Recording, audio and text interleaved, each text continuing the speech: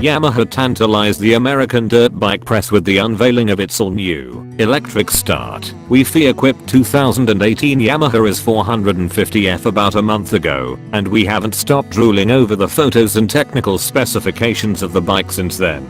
So, when Yamaha offered us the chance to sample the YZ for ourselves to see if we thought it had a chance at regaining the top spot in the 450cc motocross class, we jumped at the chance, which came on an oven-like day at the world-famous Glen Helen Raceway in Southern California. The 2018 Yamaha YZ450F is new, but two changes really take center stage. The first is that the bike now features electric start as a standard item. Like KTM, Husqvarna and now Honda, the YZ does away with the kickstarter altogether.